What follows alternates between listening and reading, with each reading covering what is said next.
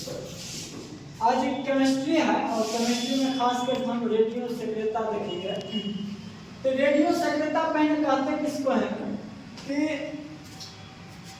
कि रेडियो सक्रियता तत्व वैसा तत्व जिसका परमाणु संख्या 82 या उससे अधिक हो, तो वैसे तत्व को हम रेडियो सक्रियता तत्व कहते हैं। और ये जो रेडियो सक्रियता तत्व जो कहलाता है, उसके जो होते हैं नाभिक क्या होते हैं, अस्थाई नहीं होते हैं। क्या होते हैं, तो अस्थाई होते हैं, क्योंकि इनके नाभिक में न्यूट्रॉन की संख्या क्या होती है, अधिक होती है। इस कारण इसका क्या होता है, नाभिक वो अस्थाई होता है। और अस्थाई प्राप्त करने के लिए ऐसे तत्व क्या करते हैं, अल्फा बीटा गामा किरण को लगातार क्या करते रहते हैं, स्वतः उत्सर्जित करते रहते हैं।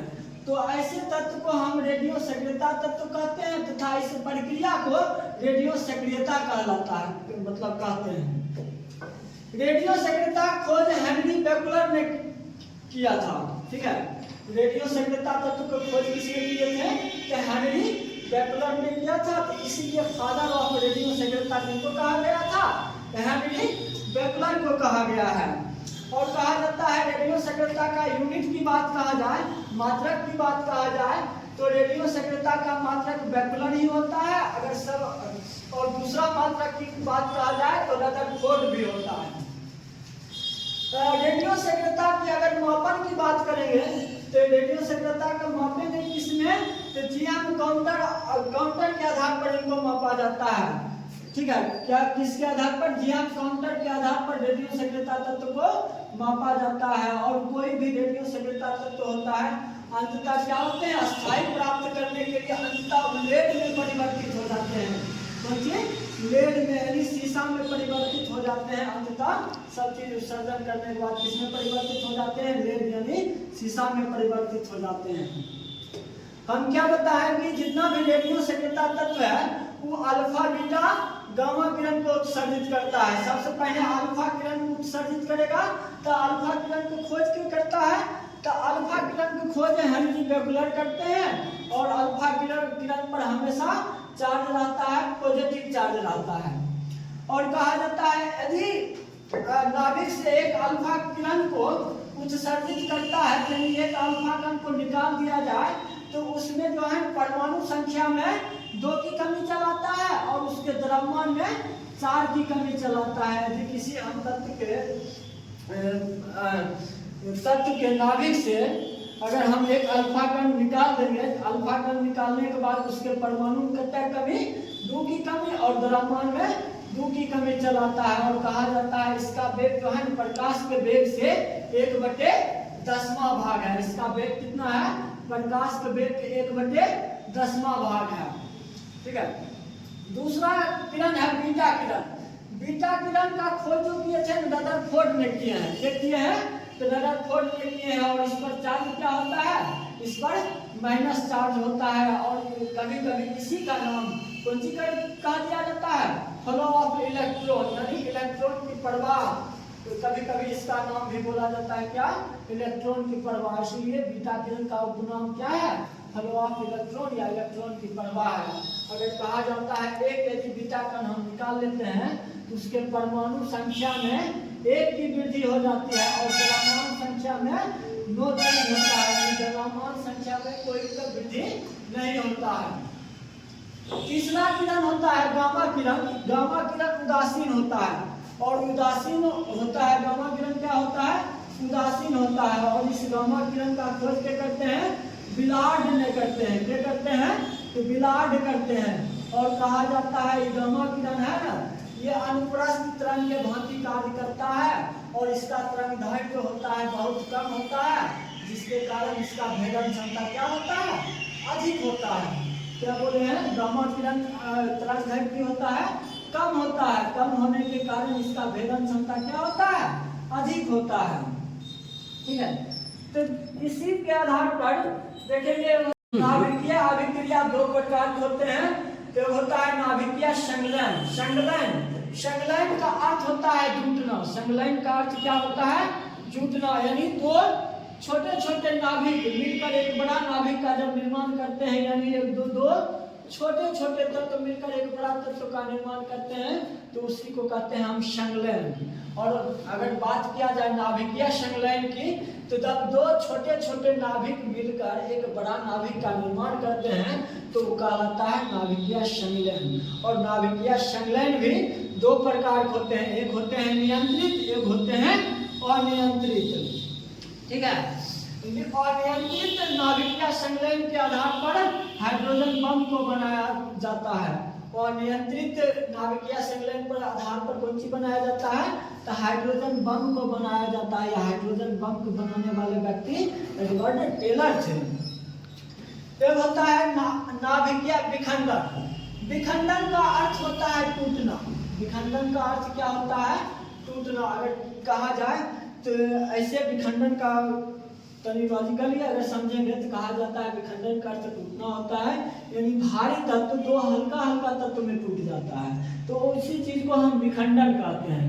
लेकिन यहाँ हम नाभिक पर रहे तो नाभिकीय विखंडन की बात करता है, तब इसमें कहा जाता है एक भारी नाभिक दो हल्के हल्के नाभिक में जब टूटता है तो उसको कहते हैं हम नाभिकीय विखंडन कहते हैं। ठीक है, और नाभिकीय विखंडन भी क्या प्रकार का, दो प्रकार होता है, नियंत्रित और अनियंत्रित होता है।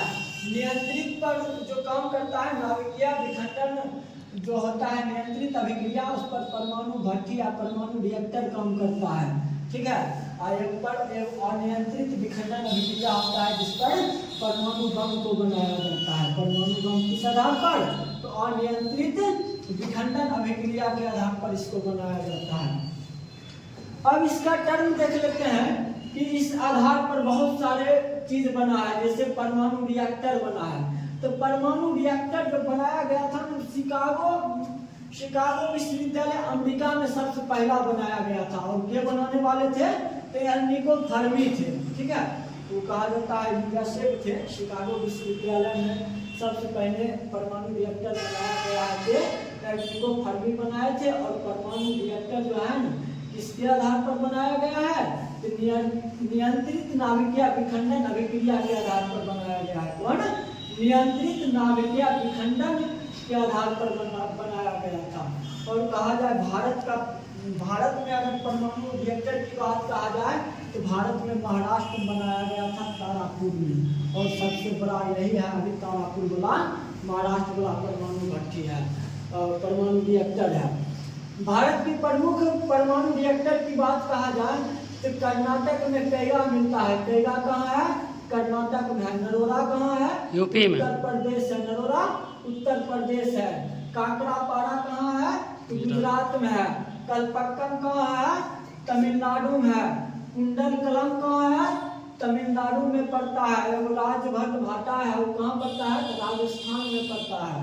कहाँ, राजस्थान में पड़ता है। परमाणु रिएक्टर में भाग लेने वाले कारक जो होते हैं परमाणु भट्ठी में भाग लेने वाले कारक, पहले परमाणु रिएक्टर में क्या होता है कि जो है ना नियंत्रित नाभिकीय विखंडन पे आधारित है। नियंत्रित इसमें क्या करता है, इलेक्ट्रॉन को नियंत्रित किया जाता है।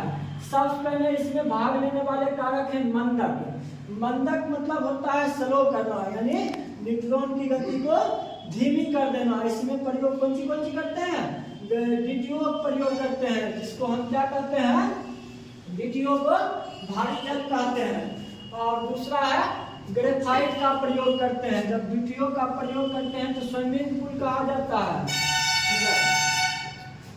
एक होता है नियंत्रक क्षार।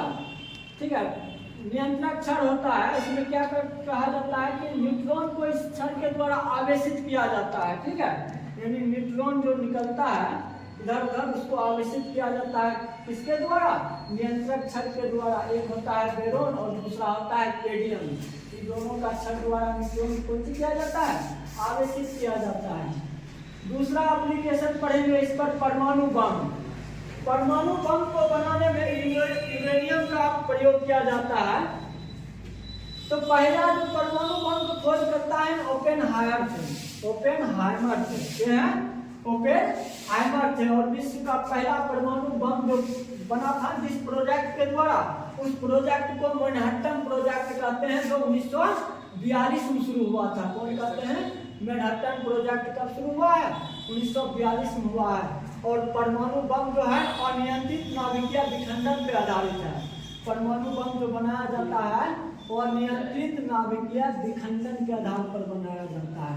और भारत का प्रथम अगर परमाणु बम देखा जाए तो पोखरण में इसका हुआ था, क्या परीक्षण हुआ था। पोखरण कहाँ पड़ता है? राजस्थान में पड़ता है। कब हुआ है? 18 मई 1974 हुआ था पोखरण में। किस नाम से? द स्माइलिंग बुद्धा के नाम से हुआ था। भारत में पहला परमाणु परीक्षण कहाँ हुआ? राजस्थान के पोखरण में हुआ है। 18 मई 1974 के स्माइल बुद्धा के नाम से हुआ था। और भारत में दूसरा परीक्षण हुआ था ऑपरेशन शक्ति के तहत 11 मई 1998 हुआ था। दूसरा परीक्षण कब हुआ था? तो 11 मई 1998 हुआ था ऑपरेशन शक्ति के आधार पर। ठीक है, अब तनिक देख लेते हैं कि परमाणु बम क्या। परमाणु बम को विश्व में पहली बार गिराया कहाँ गया था? तो कहा जाता है ये अमेरिका जब बनाया था मैनहट्टन प्रोजेक्ट के तहत, उस समय भारत पूरा विश्व दूसरा युद्ध लड़ रहा था। ठीक है, उसी के तहत अमेरिका ने सर्वप्रथम 1945 में जापान में गिराया था। कहा जाता है 6 अगस्त में हिरोशिमा में बम गिराया था बम। कब? 6 अगस्त 1945 को हिरोशिमा में बम गिराया था। किस नाम से? लिटिल बॉय के नाम से वो बम था। उसको हिरोशिमा पर क्या कर दिया गया? गिरा दिया गया है। दूसरा बम 9 अगस्त 1945 को नागासाकी, एक शहर है जापान का, तो वहां पर गिराया गया था। और किस नाम से था? तो फैटमैन के नाम से वो दूसरा परमाणु बम अमेरिका गिराया था। कहाँ? जापान के दूसरा शहर नागासाकी पर गिराया था। किस नाम से? फैटमैन के नाम से। और कहा जाता है ये फैटमैन था ये प्लूटोनियम का बना था और लिटिल बॉय था यूरेनियम का प्रयोग करके बनाया गया था। तीसरा एक होता है हाइड्रोजन बम। हाइड्रोजन बम जो है परमाणु बम से कहीं ज्यादा शक्तिशाली बम होता है। ये हाइड्रोजन बम जो होता है ये परमाणु बम से कहीं ज्यादा शक्तिशाली बम होता है। और खोज के करते हैं एडवर्ड टेलर करते हैं। और कहा जाता है कि हाइड्रोजन बम जो है अनियंत्रित नाभिकीय संलयन पे आधारित है। ये कौन है? अनियंत्रित नाभिकीय संलयन पे आधारित है। इसीलिए परमाणु बम से 1000 गुना ज्यादा पावरफुल होता है। कौन? हाइड्रोजन बम होता है। ठीक है, यही है रेडियो सक्रियता में इम्पोर्टेंट पॉइंट। यही सब है। आज का क्लास यहीं पर समाप्त किया।